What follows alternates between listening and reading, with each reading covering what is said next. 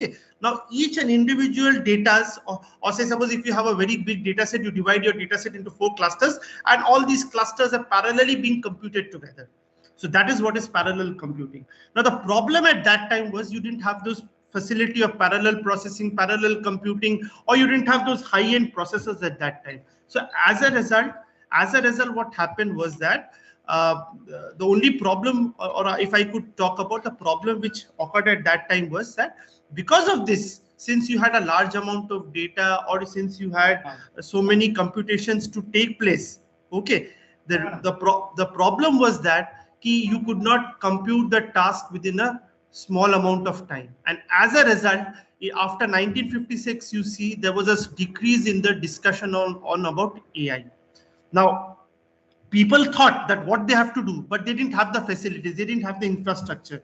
Okay, so now I can say that basically the major roles, or if I have to talk about the major roles of an AI, or before I talk about the major roles of AI, so the major activity or the major ideology in that case was to compute a large amount of data and see that the machines can act like human. I don't say it can purely act as a human, but it can do all those things which a human can even think about.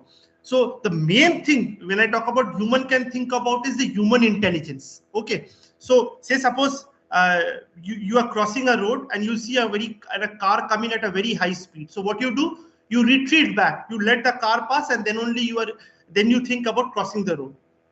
So if a machine can be designed in such a way whereby the machine can think, so that cannot be fed to the machine. So the machine should be intelligent enough to think about what could be done.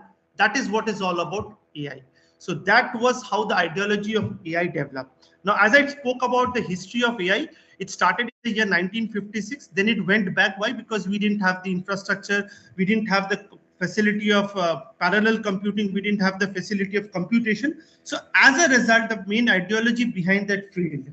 And then in the 1980s, starting from 56, it started till 70s. Then after 70, it gradually went down the lane. And again, in the 21st century, AI started to surge. The reason why it started to surge was because in the 21st century, with the help of, or with the advent of Moore's law, okay, with the advent of Moore's law, with the advent of VLSI, with the advent of fabrication, with the advent of supercomputers, we were able to realize all that was thought about in the year 1950. And once again, AI started to flourish in the 21st century.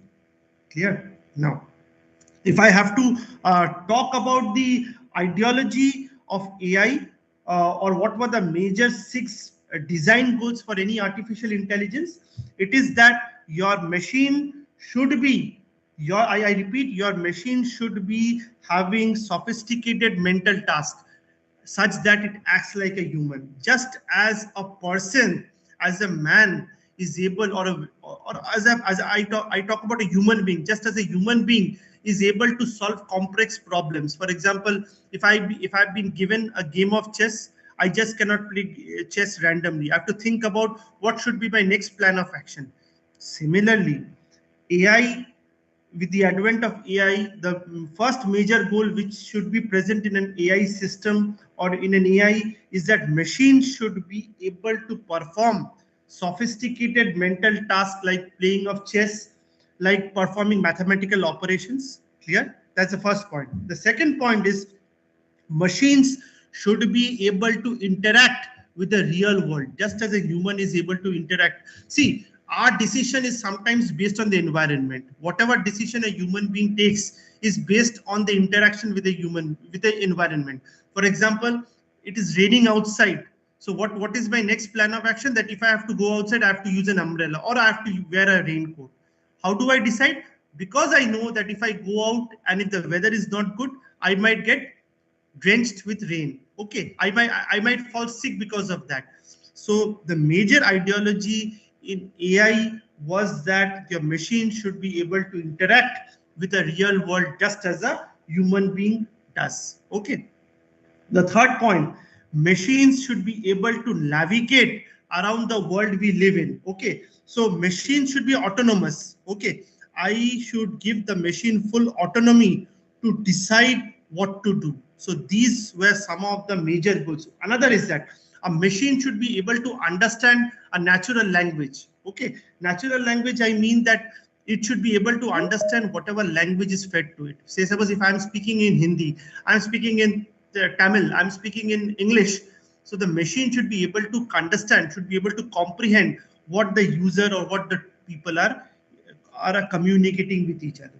Then I have to train the machines in such a way such that they are able to feel uh, just as a human is able to feel touch, they are able to feel, they're able to see, they're able to hear. Similar properties must also be present in a machine.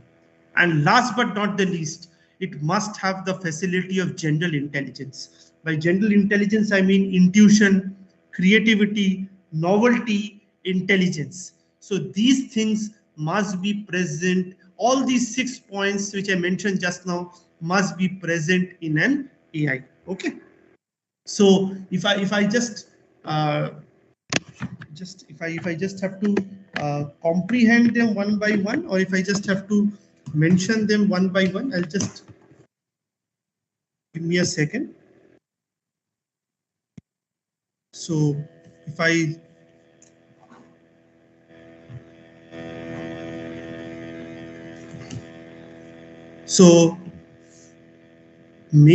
there were 6 points which I said. Machine should be able to perform mental task. Okay. The second was act as or interact with the real world, to feel like just as a human does. That is sight. It should be able to see. It should be able to feel. It should be able to hear. And finally, it must have the capability of intelligence, intuition, creativity. Okay.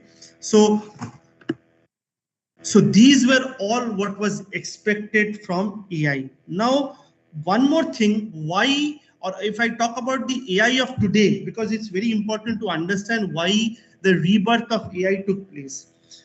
The first and foremost is that the major surge of AI took place when world-class researchers or world-class contents on AI were shared as MOOC courses. Okay, the first point where AI had actually, now if you talk about any person, any layman, any research field, you will find it incomplete without the knowledge of AI. Why this surge? Because AI knowledge has now been, or is practically been realized to the whole world, and the advent of AI came with the world-class research contents which were shared in MOOC courses. Okay, one MOOC course was from Stanford University, Professor Andrew Ng, and the other was Introduction by ML by Sebastian Thurn and Katie from Udacity. So this is one of the points why the sudden surge of AI became successful. The second was, now whatever you see, any data, any computing power is only possible because your cloud and your GPU has made AI accessible to all the masses. So with the advent of cloud computing and the GPU, AI is now accessible to all the masses without incorporating very good facilities. So if you have a computer which has some of the basic facility with a good RAM speed, with a good with a good RAM facility, with a good storage, okay, you should be able to access, or you should be able to access your AI in your own system. And one more thing, why AI has become successful after 2015 and all, is that because AI has been, or it is now easy to leverage AI, it is easy to understand AI. And that is why big giants like Google, with the help of TensorFlow, you can now see most of our students, our BTech students or our MTech students, or various students working on these AI-based your software tools called as TensorFlow from Google. They also work on something which is known as PyTorch, which has been designed by Facebook. So numerous organizations have come into the picture, whereby they have made AI now accessible to all, because it's an open source. It doesn't require money, so you are now able to access AI into your home. Okay, and now at the present world, with the surge of Azure AI, AWS AI, Google Cloud AI, IBM Cloud AI, AI has now become more of a service. So this is what is the main reason why AI has become famous. Now, if I have to define AI, so what I discussed in the previous slide was the history of AI, the evolution of AI, how the rebirth of AI took place, and where was the concept of AI being first thought about. So in now this slide, we will discuss about the definition of artificial intelligence. We can say AI may be defined as a branch of computer science that is concerned with the automation of intelligent behavior. We can also say AI, as per Professor William Webster, we can say AI is a branch of computer science which deals with the simulation of intelligent behavior in computers. So if we are able to incorporate the intelligent behavior which is percolated by a human being inside a machine, inside a computer, then we can say that that machine will have all the characteristics of an artificial intelligence system. Okay, now if I have to actually talk about AI, the definition of AI is very difficult to formulate because it's just not about, because if I didn't tell you what do you understand with intelligent behavior, that is also one very difficult task. Okay, so that is why we say that if I have to actually talk about the definition of AI, it is a very difficult definition. Okay, so it's very difficult to differentiate between what is intelligent and what is not intelligent. Okay, because we see, why am I saying is that when a machine can make intelligent decisions, I cannot say the machine to be artificially intelligent. Okay, so with the advent of machine learning, deep learning, AI synonymously, because if I talk about machine learning is a subset of AI. If I talk about deep learning is again a subset of ML. So just because a machine can make intelligent decisions, it does not make it intelligent, because you have to understand what the word intelligent actually means. Okay, now if I have to go to the definition, or not the definition, if I talk about what an intelligent behavior is all about, it is the capability to use one's knowledge about the world to make decisions in difficult situations. Say suppose if I have or if a machine has been given a situation where he has to act accordingly, okay, where he has to take a decision at a certain crux of moment, then you have to give the machine the full autonomy so that it can make the decision. So by intelligent behavior, I can say it is a capability to use one's own knowledge. If I talk about a machine, the machine has to make use of its own knowledge to make decision in novel situation. It cannot be taught. Say suppose if I have to choose, say suppose when we go to a supermarket and we have to buy some clothes, we say, yeah, this shirt with this color is looking good, or the shirt with that color is looking good, or that design or that fabric is good. Similarly, in the case of a machine has to act innovatively in that situation. If you're giving a machine to choose which shirt to choose, so the machine has to use his own capability, his own ideas, his own thinking into the picture to decide which shirt or which color shirt or which fabric would be suitable for the user. So that is why I say when I talk about intelligent, it's a very difficult definition to describe what an intelligent behavior is all about. Okay, and the most important thing in intelligent behavior is that you must be able not only to take a decision at the crucial moments, but when you are able to make those decisions, your decision making should be very fast and should be computational in nature. We understand that any decision which an AI takes requires a huge amount of computation. Okay, so therefore machines have to sit down and think about what is the best way to solve a given task which is given to it. Okay, now so when I talk about the what is AI, as per as Douglas Hofstadter, He is a well-known scientist. Okay, he basically told us that what or how do you say or how to differentiate between an intelligent behavior and a non-intelligent behavior. Okay, so I can say a machine to exhibit intelligent behavior when it will respond to situations very quickly or very flexibly. What do I understand by very flexibly? There could be a situation, okay, where he has to be innovative enough. Okay, say suppose I keep you in a position or I bring you in a situation which you have never encountered. Your job would be to complete that task successfully. In that case, how flexible you are from your own.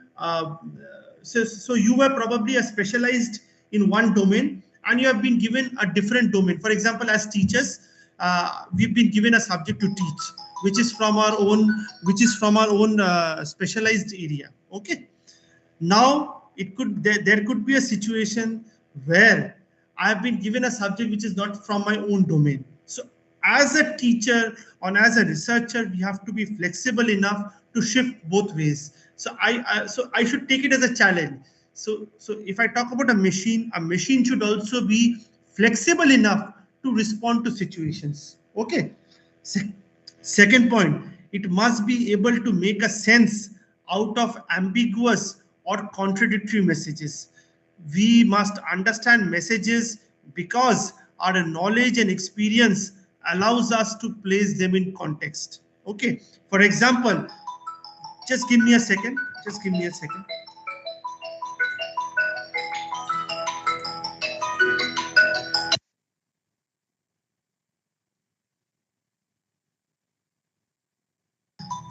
Just give me a second. Just give me a second. Just give me a second. Just give me a second.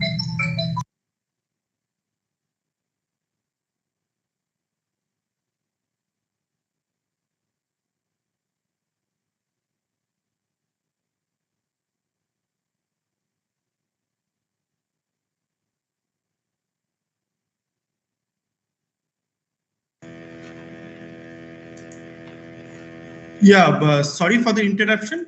Is my slide visible? Can we continue? Yes, sir.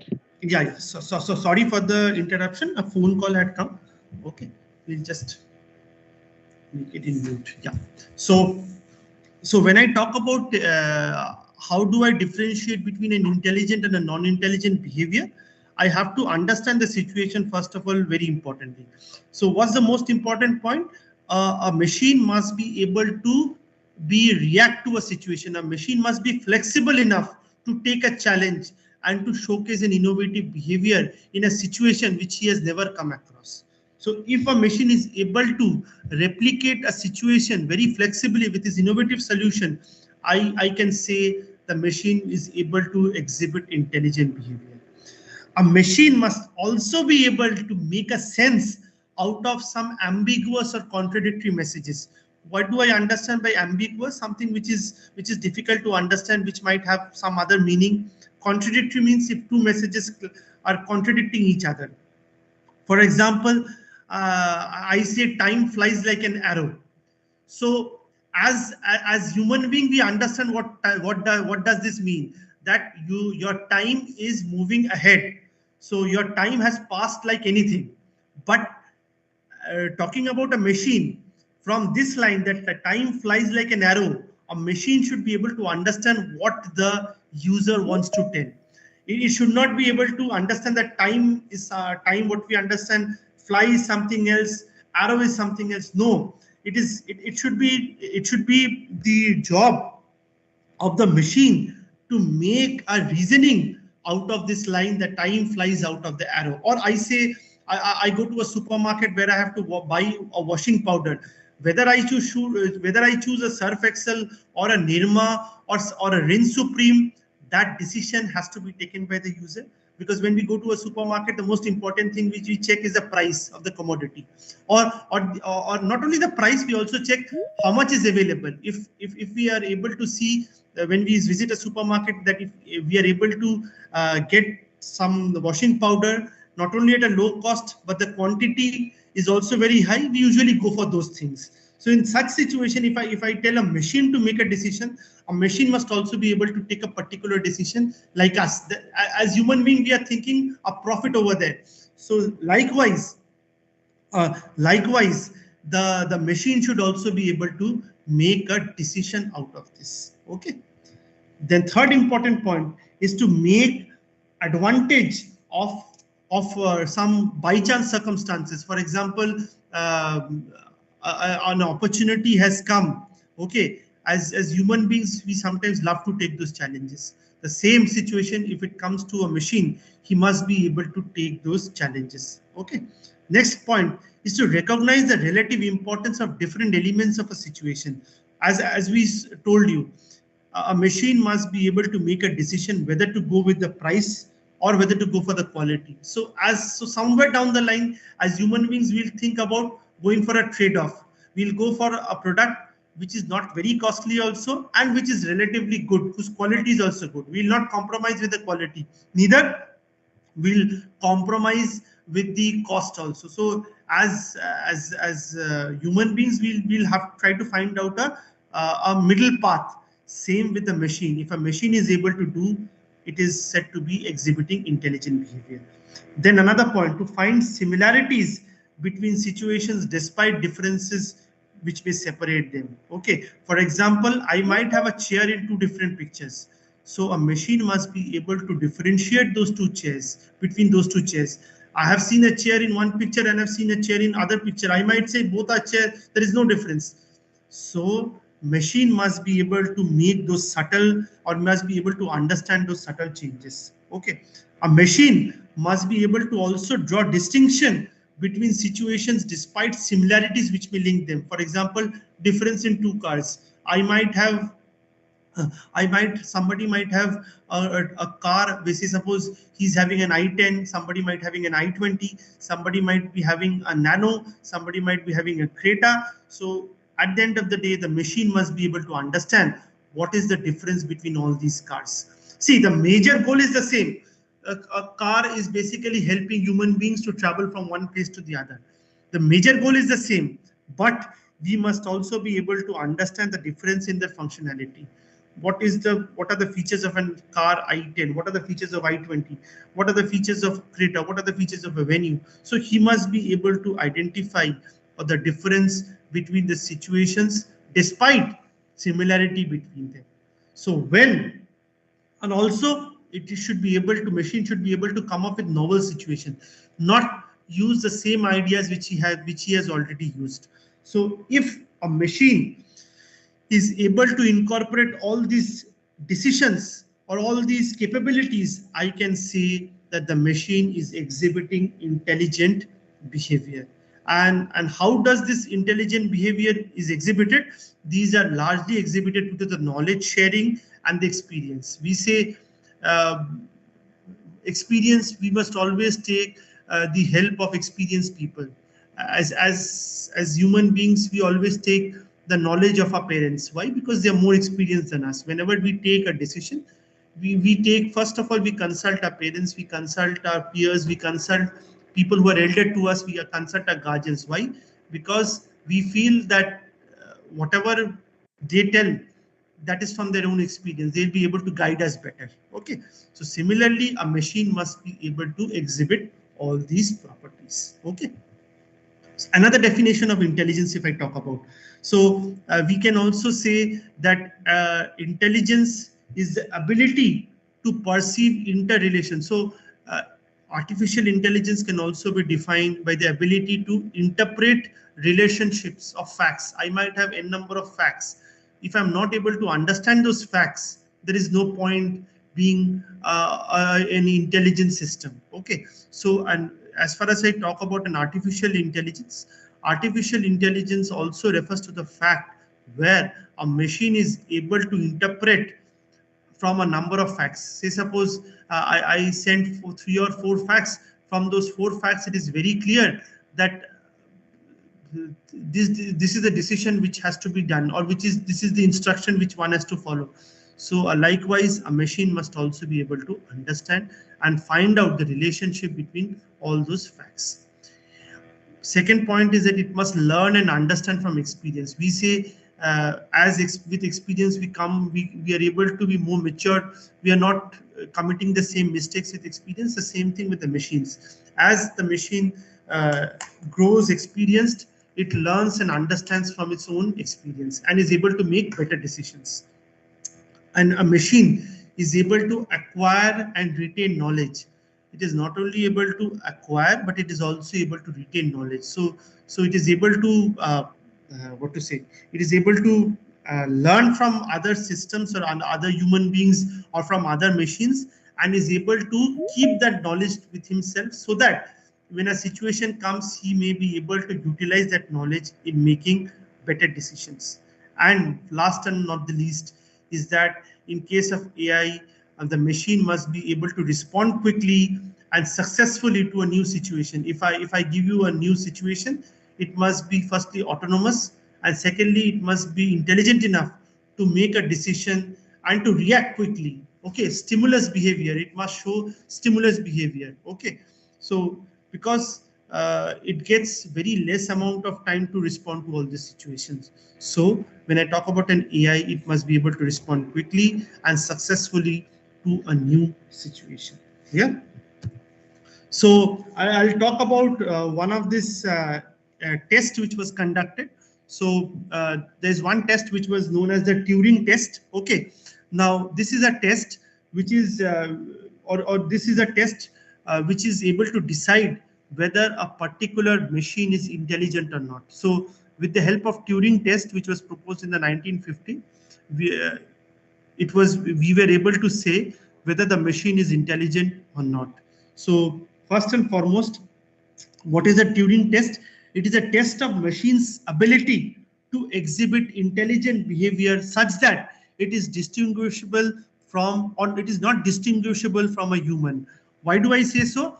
I say so because here we are testing the human, or we are testing the intelligence of a machine. And if the machine shows similar intelligence like a human being, it is very difficult to distinguish between a machine and a human being. So we can say that machine is said to exhibit similar properties like a human being. Therefore, I can say or infer that that machine is said to have the capabilities of AI. And this was formally inducted by this Turing test, which basically were able to decide whether a machine is intelligent or not. Okay, so if the machine is able to percolate or is able to depict intelligent behavior like a human being, okay, based on this Turing test, and say suppose the machine passes the Turing test, then I can say that the machine is exhibiting intelligent behavior. So in this case, we have a evaluator.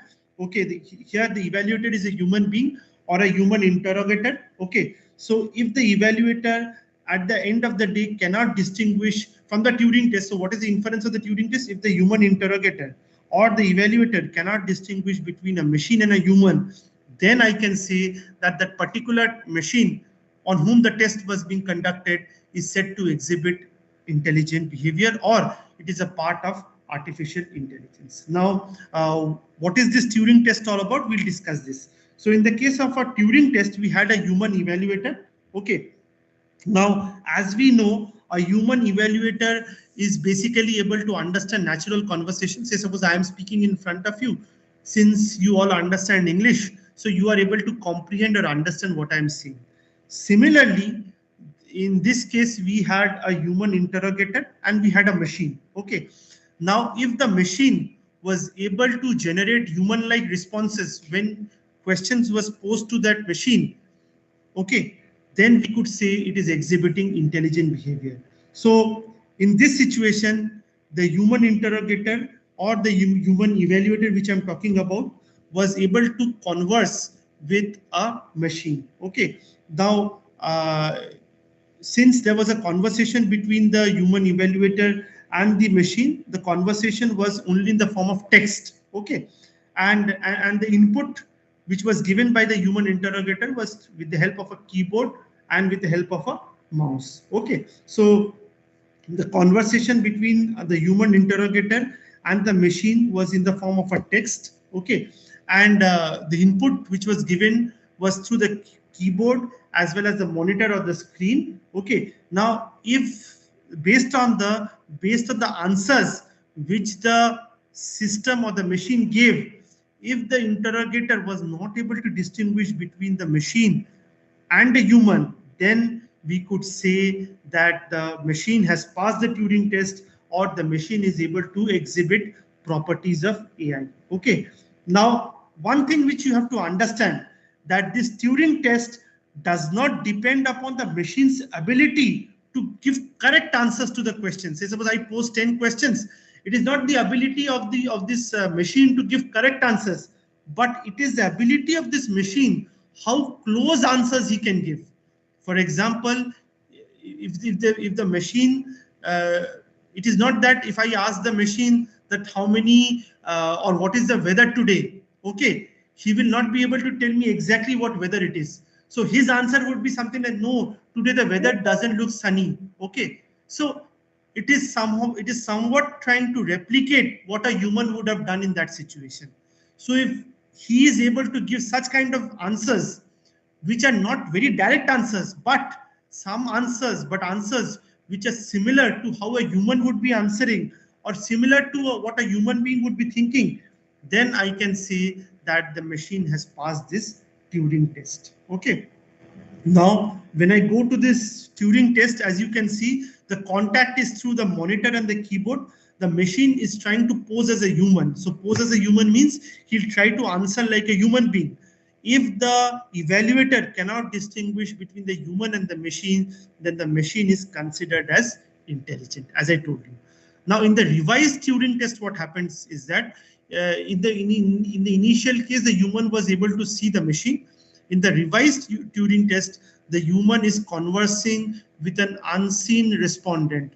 So the human is not able to see with whom he is conversing. Okay, and he's attempting to determine whether it is a man or a machine. Okay, so a human is basically conversing with a machine who is not able to see.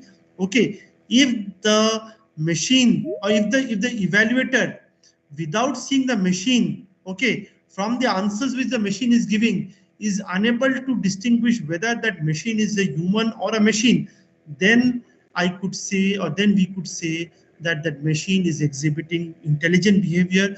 Therefore, it is a part of AI.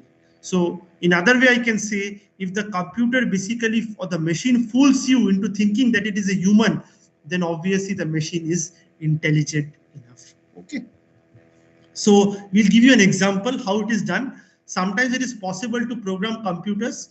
For example, it could be such that in certain situation, we might program the machine in such a way, okay, that it is able to understand shallow conversation. Shallow means when two friends are communicating with each other, they might sometimes use some colloquial language. Colloquial means they might use some kind of friendly, abusive language, some kind of colloquial language, which usually two friends or two people, when they're communicating with each other, would do. Now, if I can program a machine or a computer in also doing so, it can happen that then in that situation, it would be very difficult to distinguish between a human and a machine. So there are various number of challenges which the AI faces. Okay, so now I give you an example, as I was telling you. Say suppose Eliza is a machine, okay, and person is the human interrogator who is asking the question. So the human interrogator doesn't know that in the opposite there is Eliza or a machine is there. So the person tells the machine, I miss my children. Now in response, Eliza or that machine answers, why do you miss your children? Okay, or the next question or the next answer which Eliza tells the person is, or the evaluator, is that, tell me more about your family. Now, when this machine is able to give such kind of answers, I asked you a question, I miss my children. Your answer is, why do you miss your children? Or you ask you, tell me more about your family. Then as an evaluator, it is very difficult for me to understand that who is the person who is answering these questions. Then he would be able to think that, yes, the person who is in front or the machine who is in front is actually not a machine but a human, but his answers are able to be replicated like a human being. So he will be confused in that scenario. Okay, now what is this? So here what is being done is that the machine ELIZA is programmed to ask determined questions and parrot means he can mimic, he can repeat the segment of your responses back to you. Hence Turing test may not be a good judge of machine intelligence all about. So here in this case, when I talk about ELIZA had actually passed the Turing test. Why? Because the question posed by the human evaluator to ELIZA was, I miss my children. Now in response, that ELIZA answers, why do you miss your children? Tell me more about your family. From these two answers, the human interrogator is not able to understand whether this ELIZA is a machine or a human being. He's confused in these answers. So he finally is able to make a decision where he tells, no, this machine looks like a, because he doesn't know whether it is a human being or a machine. So he is said to say that that machine has passed the Turing test, or the machine can mimic like an AI system. But what is actually happening is that this ELIZA is programmed to ask predetermined questions. So here we have a machine who has been programmed from before that if these questions are asked to you, in opposite you ask him these questions. So these are the questions which have been taught to him. Not only taught, but in some cases, similar situations have been told to him. Now from his own experience, he is able to capitalize on those situations. He might not have been given the similar situation, but from practical situation, he knows how to confuse the human interrogator. So he poses questions opposite to the human being. Hence, we can say that Turing test may not be a very good judge of human intelligence after all. So from the Turing test, we are not able to distinguish whether the machine is intelligent or not. We may say that the machine might exhibit intelligent behavior, but from final discussion or the final understanding is not very clear whether, even though he has passed Turing test, but is he able to fully exhibit human behavior or not? Okay. So this was what was all about Turing test. Okay. So the most important thing what Turing test taught us was that it might happen that a machine might replicate a similar behavior like a human being, but at the end of the day, that machine is not able to understand what question has been asked to him. Okay, if you just look at the previous slide, okay, the human interrogator is asking the machine, I miss my children. Okay, or he is giving a statement, I miss my children. So a normal, so in this scenario, ELIZA, which was the machine, cross questions the person by telling, why do you miss your children? Tell me more about your family. He is not directly answering the person the question which is asked to, but he is giving more or less a similar or a very like to answer which the person wants to know. Okay, so even though what we can conclude from here is that even though the machine might not understand what question is posed to him, but from those code words or from those words, say suppose what this ELIZA or the machine is doing is that he's capturing those keywords, children, okay, family. He knows that there is a relation between children and a family. So he is basically catching those keywords, children, and using those keywords, he is framing his own question and asking it back to the interrogator or the evaluator. So in a way, he's trying to mimic or he's trying to fool the person in front of him, even though he doesn't know what is the question or he doesn't know what is the meaning of the question which is asked to him. Are you able to follow? So what AI has taught us is that even though from this Turing test and etc., we might able to see that a machine is exhibiting intelligent behavior, so it is said to be a part of AI. But in the hindsight, a machine can never be able to be like a human being. It can never, however program you do a machine will never be like, it will try to exhibit similar properties like a human being, but it can never be like a human being. So if I talk about, it can be similar, but it cannot be fully what is taught. Okay, so this leads us to the issue of understanding. So even though a machine may be exhibiting intelligent behavior, okay, it does not understand what it is doing. So this is the major question, okay. Even though we say that the machine may be exhibiting intelligent behavior, but it does not understand what it is doing. Just give me a second, okay.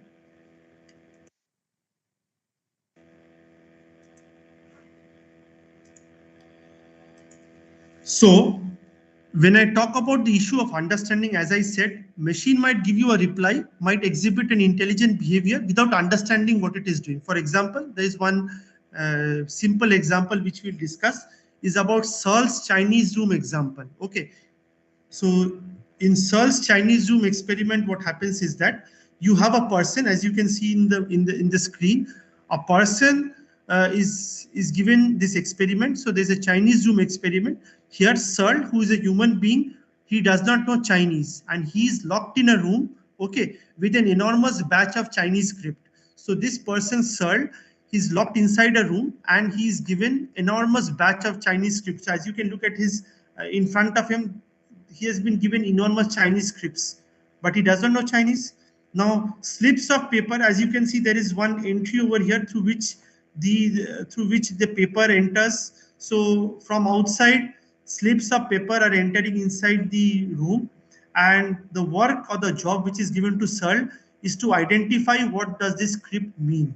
Okay, I again repeat, Searle is a human being who does not know Chinese. He's locked in a room with Chinese scripts, and through a small door or a window or a small hole, more number of Chinese scripts are entering the room. Okay, one thing which is given to him is that he is given some English scripts with some correlation with some symbol, so that he can correlate with those scripts and understand what does the Chinese symbols actually mean. So I again repeat, Searle has been given a set of rules in English for correlating with those Chinese script coming through with batches inside the room. So the Searle, I again repeat, so Searle is a human being who does not know Chinese. He's locked in a room. Okay, he has an enormous batch of Chinese script with him, which he has to understand and give it back to the person who is outside.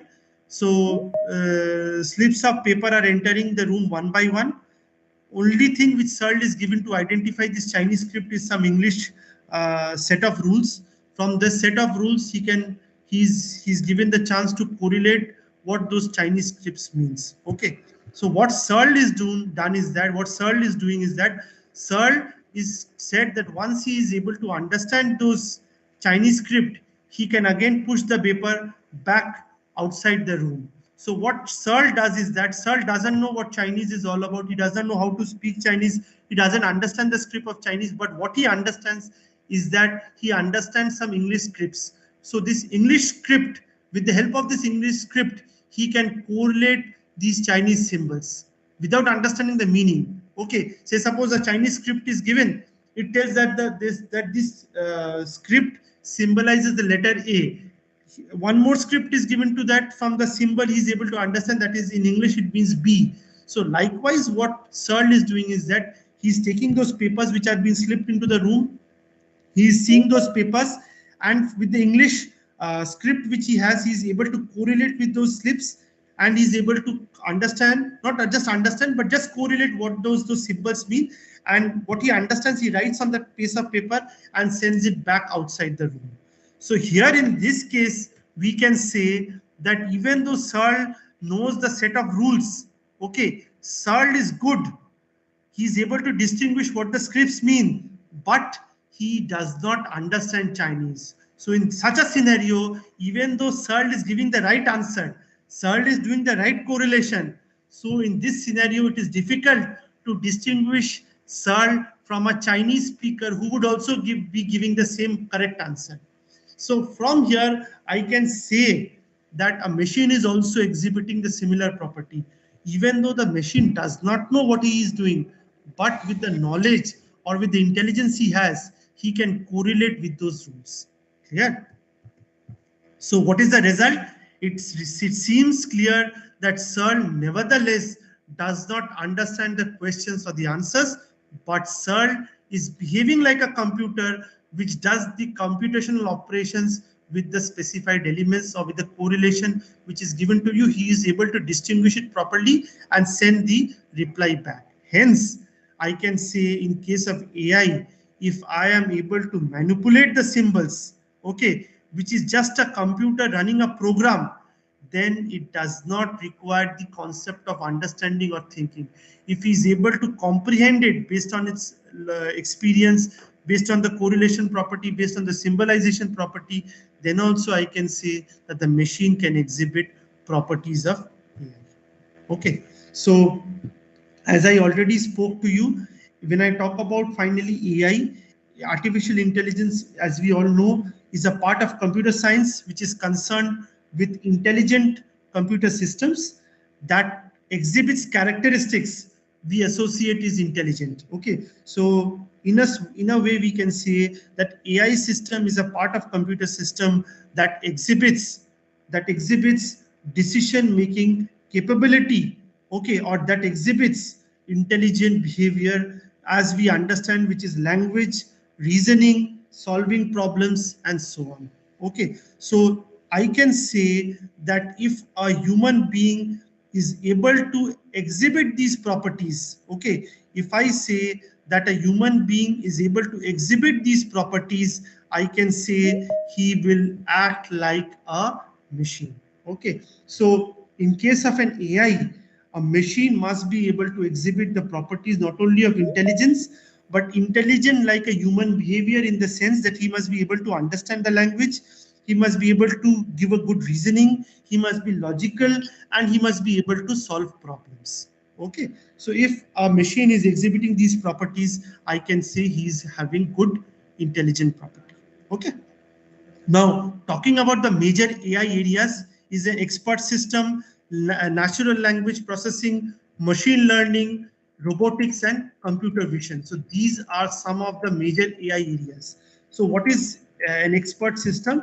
In case of an expert system, it is a computer program which is designed to act as an expert in a particular domain. Okay, or I can say an expert system is a part of computer system, or a computer, or it is a part of a computer system which is trying to emulate the decision making ability of a human expert. Just as a human would be exhibiting reaction in a particular situation, an expert system also acts like that. Okay, it typically includes a sizable knowledge base. Now how is this machine able to exhibit human like behavior by responding to situation? Because this machine has a very large knowledge base.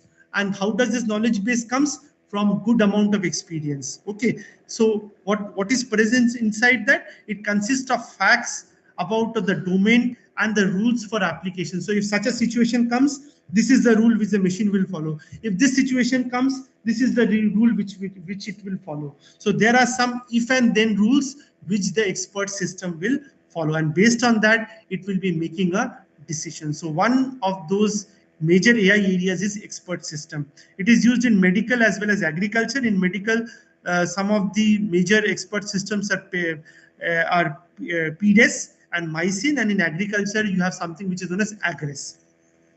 Talking about the next field of AI is natural language processing. It is a subfield of linguistic, that is language, computer science, and AI, which is concerned with the interaction of computers and machine. So here what happens is that the machine is able to interact with the human being. So say suppose in case of natural language processing, what happens is that a machine must be able to comprehend any natural language. For example, there are two persons who are communicating in Hindi, so or they're communicating in symbol language, or they're communicating in script language, whether it is Chinese, whether it is English, whether it is Tamil, whether it's Telugu, whether it's Bengali, whether it is Gujarati, or whether it's any language. If the machine is able to comprehend that language, whether from listening to two people, whether from seeing the script of these two people, whether from the video, it is something which the machine should be capable of. So if the machine is able to comprehend this, then it is said to be following one of the major AI areas. And that is what happens in natural language processing. For example, any keyboard input, if we have to pass on any input, to a keyboard, from a keyboard, we take the example of a MS Word. If I have to recognize any speech, I take the help of IBM voice type dictation, or I take the example of BBN Corporation, which uses voice activated browsers, which is used for identification of speaker security, etc. and etc. So any kind of language which two people are speaking, that must be able to be comprehended by the machine. So in case of natural language processing, it is the interaction of the computer and a human language. In particular, the computers must be programmed in such a way that they must be able to analyze what is this language, or from the data set contains the details of the language. So from the huge data set, or from this huge data set, you must be able to understand what is the language, or what is the language they are speaking to. Okay, so the goal is a computer must be capable of understanding the contents of the documents, including contextual nuances of the language within them. So he must be able to understand the language. Okay. The third major area of AI is machine learning. Okay, a machine learning is a field of study that gives the computer the ability to learn without being explicitly programmed. Okay, so machine learning is a study of computer algorithms that can automatically improve through experience or through data set. Okay, so in case of machine learning, I see it's a field of science that, or a field of computers that has the ability to learn without being explicitly programmed. How does it learn? It learns from experience as well as from a good amount of data set. Now, how does it learn? By training those data, by learning from those data and then acting upon it. Okay, so when I talk about machine learning, it is a field of study that gives the computer the ability to learn without being explicitly programmed. And this explicit program, how is the entire working all about? It improves automatically through experience or from the data set. And how this training, so what happens over here is that the computers continuously reprogram itself, trains itself, and from all the knowledge it has from the training purpose, it is able to improve itself. Okay, now the major branches, if I have talk about ML, is something which is known as supervised learning, unsupervised learning, and your reinforcement learning. These are three major branches of ML. So in supervised learning, basically the computer is presented with input and output, and basically a rule has to be formulated whereby we can label the input with the output. So it's very simple. An input and output is given to you already to you. The machine has to just to label the input and the output following a certain set of rules. That is what is supervised learning. In case of unsupervised learning, okay, you have to learn, your data is not labeled. Okay, you have to train the data, and from with the training of the data, you have to find a way, or you have to find a pattern from the input how to solve this problem which has been given to you. So basically, when I talk about unsupervised learning, it works on a model where it tries to find its own pattern, okay, and it has to deal with unlabeled kind of a data. Unlabeled means that it is not structured, okay. So you have to find a pattern, or you have to find a way where the input can be somehow be correlated with the output. So that is what is unsupervised learning, okay. And last but not the least, so some of the examples of supervised learning is support vector machine. Example of unsupervised learning is clustering, okay, neural network. And finally, talking about reinforcement learning, in case of reinforcement learning, it is basically the interaction of the computer with some kind of a dynamic environment. So what happens in a dynamic environment is that the software agents have to take action from an environment. So there are some agents. Agents are nodes which are doing some kind of an action, that is an operation, where it is operating on a machine or on an environment, and based on the action which the agent is performing on the environment, a reward is given. A reward in the sense ki, for example, in terms of communication, I can say my agent is some wireless users.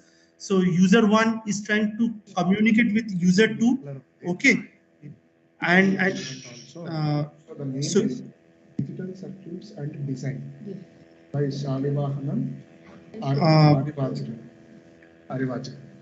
Shalivahanan Arivajran. Could you kindly mute yourself? Yeah, please. So kindly mute yourself because I'm hearing some sound. Counters, registers, synchronous, sequential and synchronous sequential. Yeah. So yeah, when I talk about this concept of reinforcement learning, as I said, in case of reinforcement learning, we have some software agents. So in a similar situation, I can say some users, some wireless users to be those agents which have to take an action. For example, if user one has to communicate or has to utilize the resources of user 2, so he has to take permission from user 2. Okay, so user 2 here is the environment. So here basically some kind of an action is getting performed on the environment, and your major goal is to maximize the reward. So ultimately user 1 is taking permission from user 2 to utilize its resources when user 2 is obviously not utilizing its resources, so that user 1 can maximize its throughput or maximize its output, or user 1 can actually utilize the resource. So here the output or utilizing the resource is the reward. So in case of reinforcement learning, a computer is continuously interacting with a dynamic environment so that its goal is performed, and in the end its major goal is to get the reward in the form of the major output which you were looking for. Okay. So these are the three branches of ML: supervised, unsupervised, and reinforcement learning. So when I talk about an ML, it provides the best method for developing certain kinds of software in applications. Now the problem in ML is that application is sometimes, some of the applications are very complex. For example, I need software for sensor-based prediction tasks such as speech recognition and computer vision. That is not possible by simple methods. So we take the help of these complex methods such as ML. Whether we use supervised, unsupervised, or reinforcement learning, that would depend on the task which is allotted. Okay. So, and the other part is that applications require that softwares have to be customized and it can be used for a particular task. Okay. Last major area of AI, which is again very important, okay, which is also some very important, is robotics and computer vision. Okay, so when I talk about robotics and computer vision, robotics are a branch of, or some branch of mechanical, I can say it is a branch of mechanical engineering, it's a branch of computer science engineering, it's a part of AI, where you have to design a mechanical or an electromechanical device such that it is made to behave like a human being. So you are basically programming this or designing this robot, or you're designing the robot in such a way such that it can be programmed to act like a human so that it can perform. Say, suppose if I have designed a robot which can play chess, so it is already programmed with the concept of how chess is played, how the individual players in a chess can work like. So if these actions are fed to this robot with obviously some with the ability of making intelligent decisions, then I can say your robot can act like a human being. Okay. Now, an intelligent robot actually requires the help of some sensory device so that it can make changes to the environment. So, for example, any kind of stimulus or any kind of change is required has to be, if it is done by the robot instantly, then I can say it is an intelligent robot. Another branch of AI which is very important, which is blooming, is computer vision. It is a field that includes the process of acquiring, processing, analyzing, and understanding of digital images. For example, I give you a data, I give you an image. From the image, you have to acquire the image, you have to process the image, you have to analyze the image, and you have to make a reason. For example, I give you an image and I tell you to find out, to separate the foreground from the background, and I tell you find out from the image how many people are there. So your process is the process of segmenting, how you can separate out the image object or the human object from the other background. So this entire process comes under computer vision. For example, I'll give you a simple example. I give you an image of a brain, okay, and from the brain I tell you to find out whether the tumor is present. So if you are able to identify tumor which is the object which you have to identify from the background, which is the entire brain image. Then how you are doing that? For that to be done, you have to acquire the image, you have to process the image, you have to apply the segmentation property, you have to apply some kind of intelligent property like the use of AI, and then you have to distinguish the tumor from the brain. If you are able to do so, then this is also a part of science, where we are not only taking the image, but we are acquiring information from that image, we are processing that image, and finally we are able to analyze the image. Whether we are doing classification, whether we are doing feature extraction, that is a separate concept all along. So one of the major areas of AI is basically your computer vision. Okay, one more is there, is called neural network. So it's a part of cognitive science where the machine is set to perform certain tasks, and these tasks are based on the concept of neurology, or the concept of human or the concept of neurons. So I can say, in the case of a neural network, it is a set of algorithms that are used to find out the relationship across our branches of data set via the process where the human being is able to utilize all the neurons. So with the help of this human brain neurons, if this algorithm is able to make decision, then I can say that I am able to process the data perfectly. Okay, just give me a second.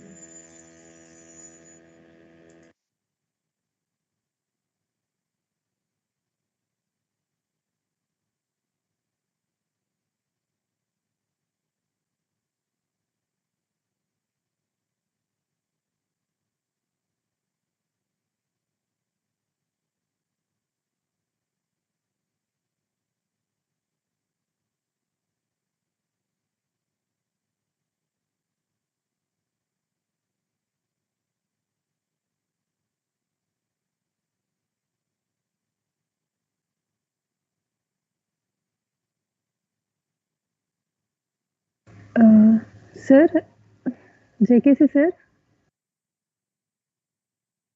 Yeah, just give me 2 seconds. Okay, I'm on a Okay. call. Just give me 2 seconds, madam. Okay.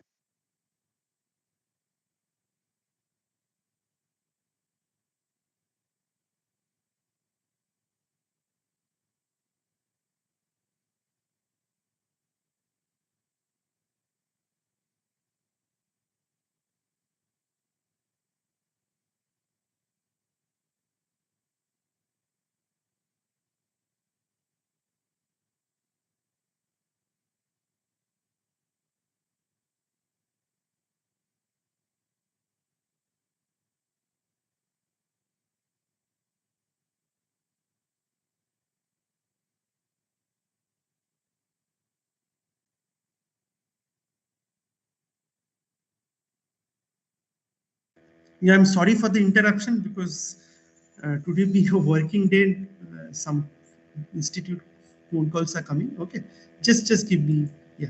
So I'll just go to back to the. So if I have to just accumulate all these AI areas, the one major AI area is an expert system. The second is a natural language processing. The third is a machine learning. The fourth is robotics. Fifth is computer vision, and the last being your neural networks. Okay, so all these major 6 branches actually form the major crux of AI. Okay, so now we come to our major topic, which is distributed AI.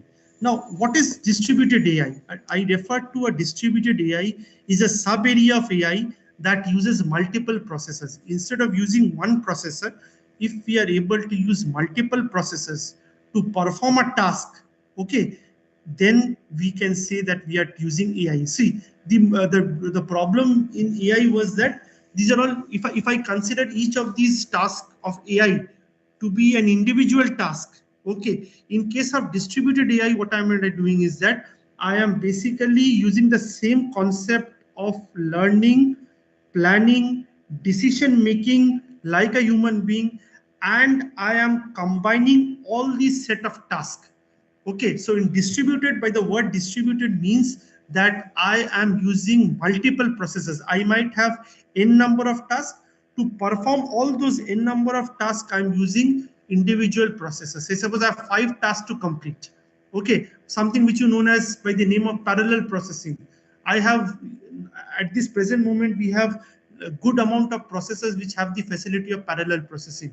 So we are able to accomplish n number of works at the same time. Same is the case of distributed AI also, where it is processing multiple works or multiple processes, AI task at the same time.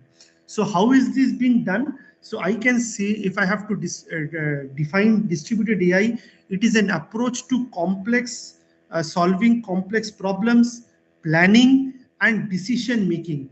Now it is possible. Why? Because all these fields are parallelly. So all these computations are performed parallelly. So decision making, planning, computations, if these are all performed parallelly, so that your major ulterior goal is the final task.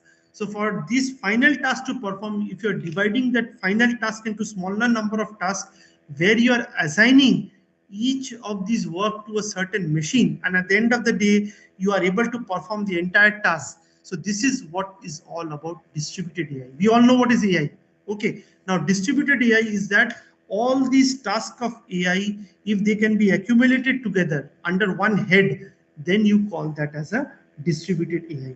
Now, what are the facilities of distributed AI for this complex planning, for this learning, for this knowledge sharing? So DAI or distributed AI must consist of autonomous learning processing nodes, which are known by the name of agents.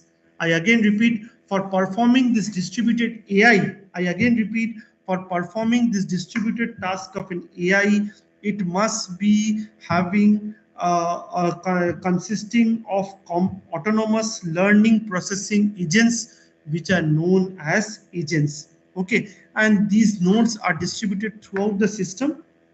So these nodes are continuously interacting with among themselves and are performing one after the other the task.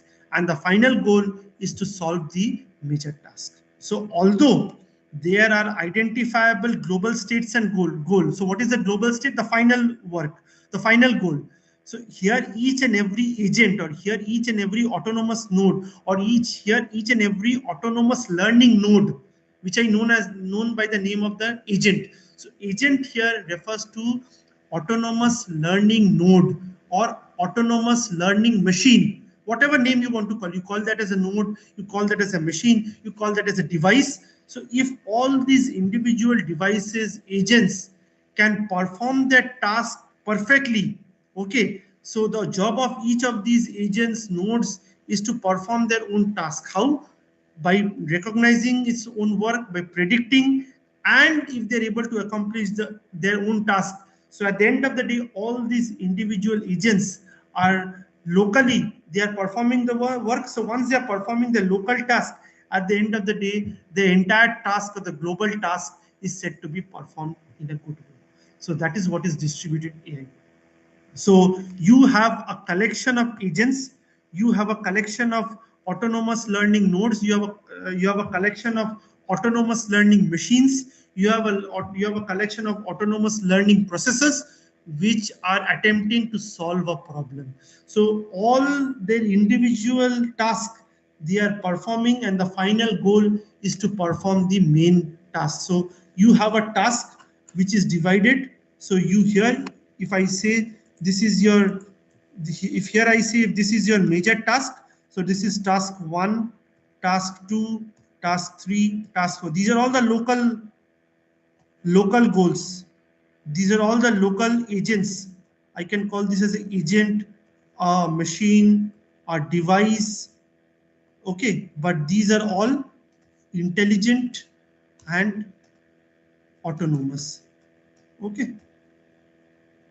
So when this task is performed, this is performed, this is performed, this is performed, I can say globally my entire task which is given is performed. So this is applying its own AI, this is applying its own AI, this is applying its own AI, this is applying its own AI. So all these tasks are coming under the term distributed AI. So the entire task is not done by a single machine. and this is say suppose one single machine. So instead of this task or one agent, whatever you call it as, so this single machine or the single agent is not doing the job, whereas it is assigning the task to different agents along the path, and all these agents are cooperating among themselves, are coordinating among themselves, are negotiating among themselves to finally perform the entire task. Is it clear? So that is what is all about distributed AI. Okay. So it computes the solution to a given subproblem and communicates the results, the task, and the goals to the other agent. So here the objective of this local agents was to finish its own subproblem. So the objective over here is that it should finish its own problem. Okay, this should finish its own problem, he should finish his own problem, he should finish his own problem, he should finish his own problem, and at the end of the day, once they are completing their own job, the information is passed to the single or to the major agent. Yes, our work is complete. So it computes the solution to a given subproblem and communicates the results and the goals to the other agent. Now there is a communication among all these agents. It's just not communicating with the major agent, but they are also communicating among themselves also. Okay. So talking about a distributed AI, it is concerned with the solving of the problem by applying both AI as well as multiple problem solver. And how is it done? So in order to solve all these tasks, it is applying the concept of parallel processing, as I told you, as well as AI techniques, and distributing its control and data. So the entire task where the data or the information has to be processed is done by all these local tasks, whereas the control is with this major agent. So this agent or this main agent, I can say is controlling everything, whereas the other sub agents which are performing the subtask are taking care of the information part. Okay. So another important DAI or the distributed AI issue is that of the intelligent coordination. How decision should be taken in an intelligent way, how to achieve the goal in presence of the other intelligent systems which are present is the major challenge of a distributed AI. Now it is just not that these four combined to form a DAI, there are other DAIs which are also present. So how this entire system is able to perform its task in an intelligent way in presence of other DAIs is the major goal in this topic. Okay, so this is all about what the definition or what is the understanding of DAI is all about. Now, when I go to the major 5 ongoing trends that have marked the history of computing is ubiquity. Ubiquity means your computing power. So what is actually happening is that since we have with the advent of distributed AI, what has happened is that we are getting the presence of computation everywhere, as just spoken about. Nowadays, with the advent of AI, okay, with the help of Google, Azure, then IBM, so they have all come into the picture and they have all made AI now available, okay, to all of us. So we can download those source codes and we can source file and then we can implement them in our own system. Now, since it is available everywhere, okay, so what is happening is that there has been a reduction in the cost of computing. Why? Because the cost of computing has reduced, and as the cost of the computation has reduced, it has helped us increasing the processing power. So devices have become uneconomic. The prices have reduced because now it is available to all. Initially, when AI started, it was only available with a few institutes, with a few machines, with a few companies. Now, since it's made globally available, so obviously the price has reduced and the computation has become easier because sharing of information, sharing of tasks, sharing of computation has also made the task much easier. Okay, and it has become more sophisticated, it has become more intelligent. Okay, and why? Because it is now available everywhere. Okay, so as far as computing is concerned, it is available everywhere. That is why we call it as ubiquity. And since it is available everywhere, so there has been a reduction in the cost. Okay. Second is interconnection. Now we do not have a single standalone computer.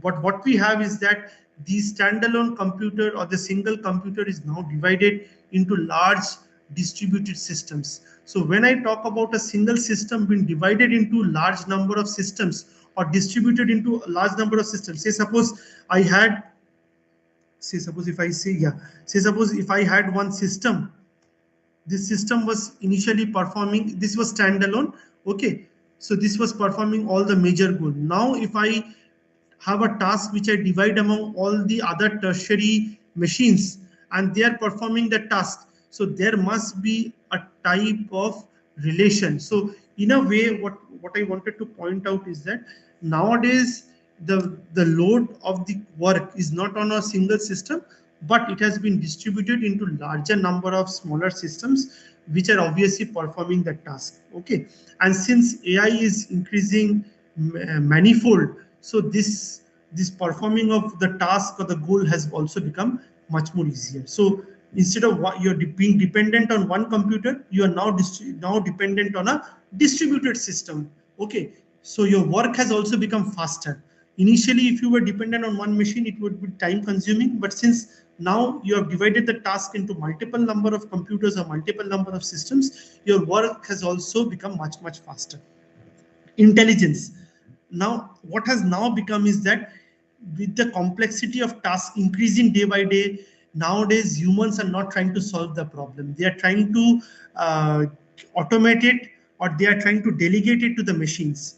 With the complexity of the task, now that since the tasks are becoming more complex, if you take an example of an aeroplane in flight mode, okay, when an aeroplane is cruising, when it is in flight mode, when things are all okay, when environment is okay, the pilot does not have to do much work. So the pilot turns it to the pilot mode, or it is the auto mode, and in the auto mode, the machine is taking care of all the intelligent decisions. Say suppose if you have switched the aeroplane to a flight mode, and then the entire work, how to cruise along, how to go along, if there is a cloud in between, how it will try to tackle itself. So all these things would now be taken care by the control system of the aeroplane. Okay, the human will not interfere. So this is what is happening. Since nowadays we are saying that the machines have become more intelligent, so as a result, the entire load of the work is now being given to the intelligent systems. One more thing is delegation. Computer systems nowadays, what we are doing is that, or humans, what they are doing is that they are delegating the jobs to the machines because they are having more faith in the machines. Okay, we say that we are having more faith in the machines. So even talking about the judgment, nowadays what humans are doing is that instead of taking the entire decision on their own, they are delegating the power, or they are delegating the what to say, the work or the task to the machines. For example, as we spoke about, we are giving more control to the aeroplanes nowadays. Okay, we are making it autonomous.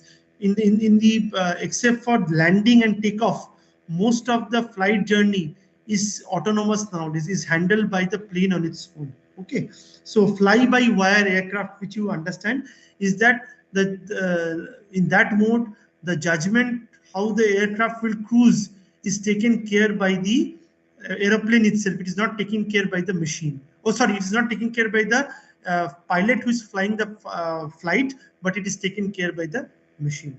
And last but not the least is human orientation. Since a large amount of task has to be performed, in case of distributed AI, the concepts which the machine will follow, okay, has to be taken care from the outside world. So once there is interaction of the machine with the outside world, okay, he will be able to understand what decision to make, how to make. Okay, so at the end of the day, when I talk about the history of computing, it is present everywhere.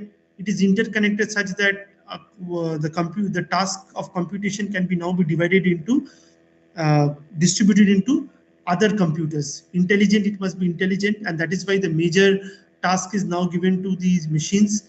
It must be able to delegate. So now we are delegating the information or a work to the machines, and finally, at the end of the day, all these machines, we are feeding them with the concept, we are making them how to work, but at the end of the day, the decision has to be taken by the machine itself.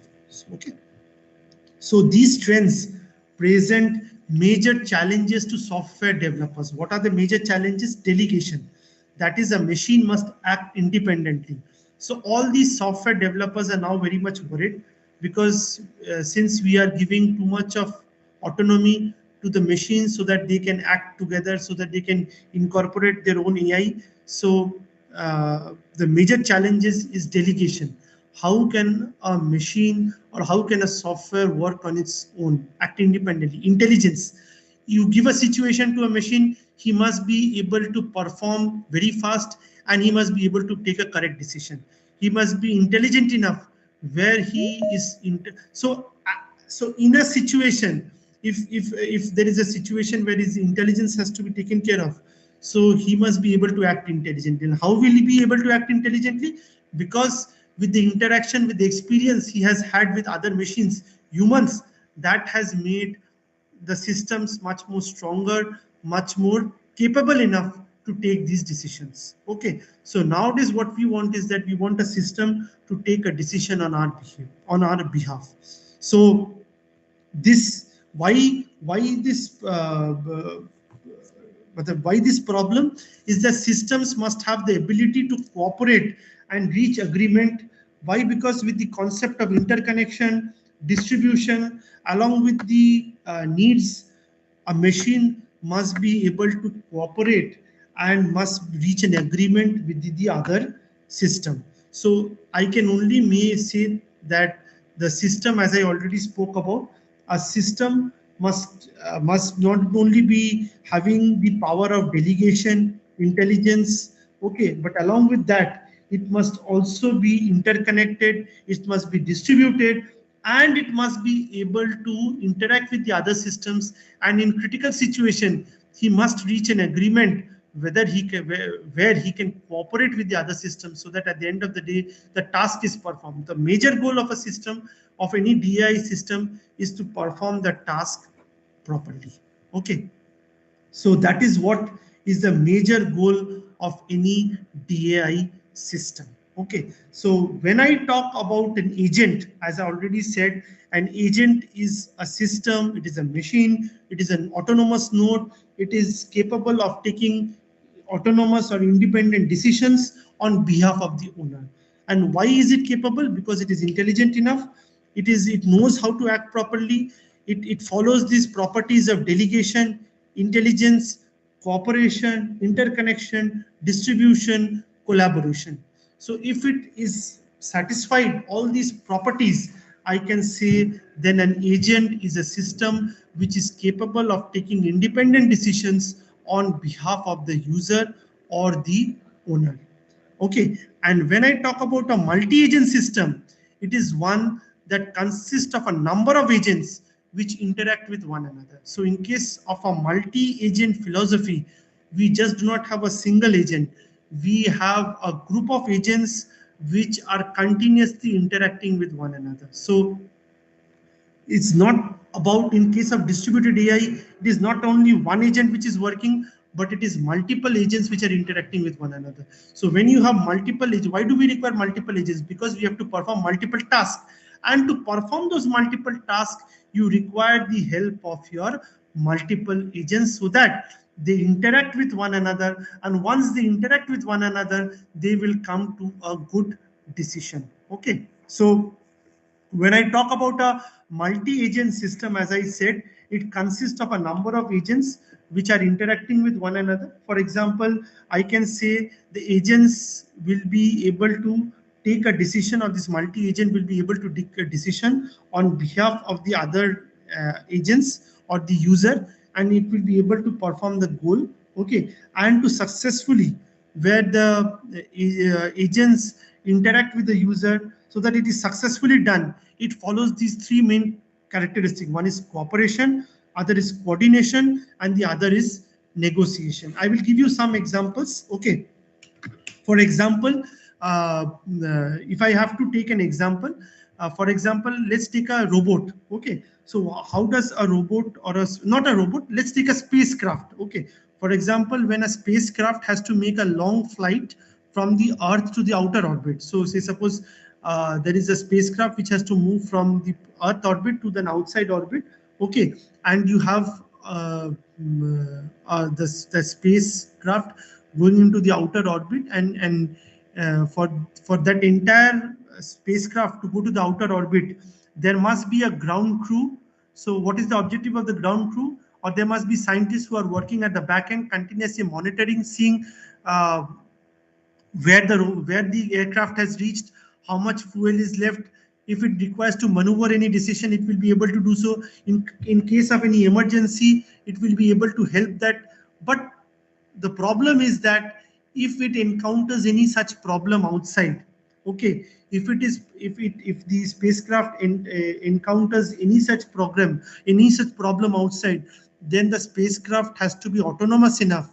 It has to be filled with the capability of DAI in such a way that it must be able to take its decision on its own. Otherwise, if you rely on the ground crew has to interact with one another, has to take the permission of higher authorities, and then by the time it passes on the information to the spacecraft which has already left the orbit for another orbit, it would be very late. By the time it will be crashing. So from here, what we want to say is that more amount of autonomy has to be given to these agents, or has to be given to this. In this example, your spacecraft which was going outside the orbit was your agent. So even though it is costly, it is very costly, it is because you cannot keep a ground crew at bay for the entire duration. For example, if a spacecraft has to reach Mars, it will take some 1.5 or say probably 2 years to reach Mars. So in that duration of time, you cannot have a ground crew stationed 24/7 to monitor how the aircraft is, or how the aircraft is moving. In that case, it is a problem. So you have to give more autonomy to the spacecraft, which in this case is an example of an agent, and it has to decide upon itself how to make a decision if it encounters any problem. Okay. One more example is an internet agent. Okay, when I talk about an internet agent, say suppose we search for something. Say suppose you search for the term intelligence. What is intelligence in Google search? So what we are doing is that we are passing a query. Now this internet agent is very, very clever. Okay, when you pass on this information or this query, okay, there are n number of computer programs which are going at the back end. Okay, so what will happen is that if there is any, so suppose what is your requirement, you need to you search for a query and you want to have that query with a fraction of a second.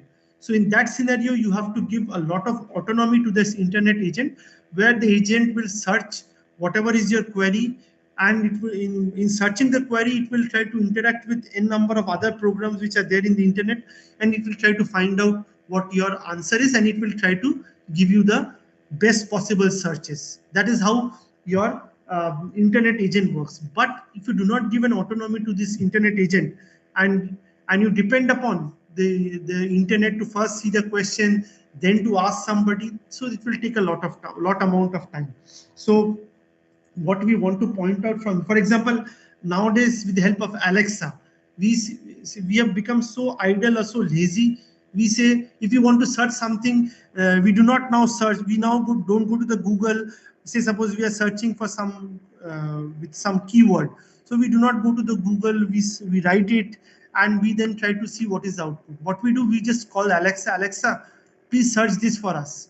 So the Alexa, which is a machine, will do the same activity which is performed by a human. Okay, so we were to go into the browser, we were to type something, then the internet is, then the once we are searching something, then the the program at the back end would search with other programs, and it would try to search the keyword. Once it finds the keyword, then only it will give us an answer.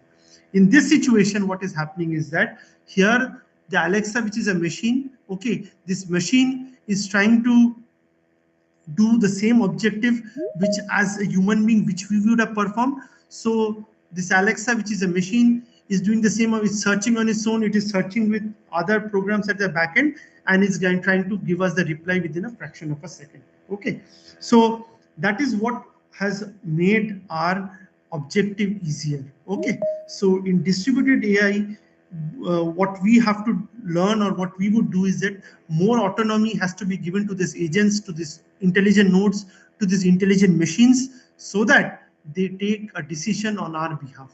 Okay, and that is why these machines have now been more and more successful. So I will stop with this in this half. If there is any doubt, please ask me. Okay. Is it okay? Shall I stop at this moment? Yes, sir. Yes, sir, you can, sir.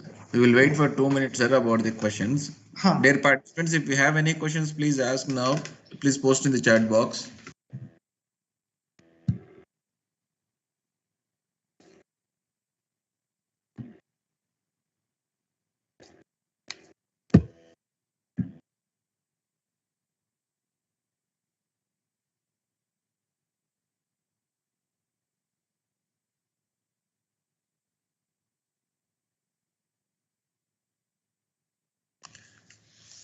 Dear participants, if you have any questions, please ask now and post in the chat box.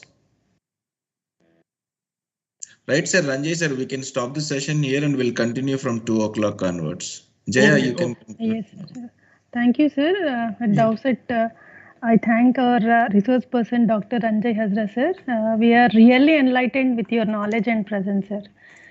Dear participants, the session will continue again at 2 p.m. Before end the session, I will announce few announcements are there. Dear participants, kindly note 80% of attendance and 60% of marks in the day-wise online assessment and 60% of marks in grant test on the last day is mandatory to get AICTE and ISTE certificate. And feedback link will be provided every day at the end of the session in the chat box of Teams, and that will be considered as attendance for the session. And one more important announcement is that many of the participants not send their application form with a HOD sign. So please send the signed HOD application form to Babu sir. Babu sir, please share your mail ID in chat box. Yeah.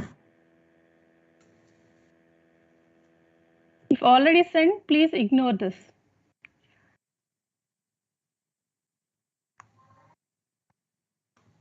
Okay, so I'll leave at this moment and then we'll continue. I'll resume at 2 p.m. Okay. Thank you, everybody. Yes, sir. Sure, sir. Yeah.